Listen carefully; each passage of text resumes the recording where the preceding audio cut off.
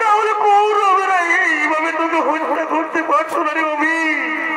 ওরে আমি যদি তোরে চক্রমুখী না বসাইতাম তাহলে কৌরবেরা এইভাবে তোকে হত্যা করতে পারতো না রে অভি।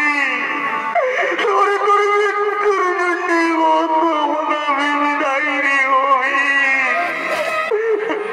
অর্জুন চক্রমুখ অভি বুঝল কোথায় পিতা, কোথায় ন্যায্যতা তো বলি।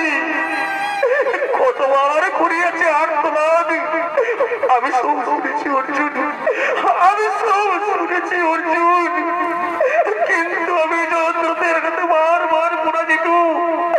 আমি কিছুতেই চক্রমুখে প্রবেশ করতে পারিনি অর্জুন, আমি কিছুতেই চক্রমুখে প্রবেশ করতে পারিনি।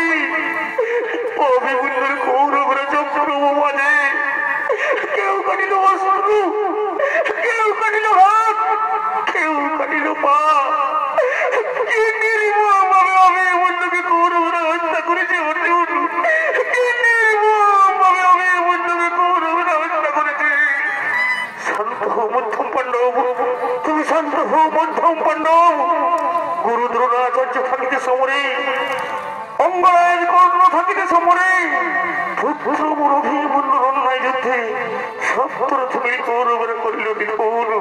শোনো মধ্যম পাণ্ডব, আগামীকালের যুদ্ধে ওই সমগ্র কৌরবের মধ্যে জীবন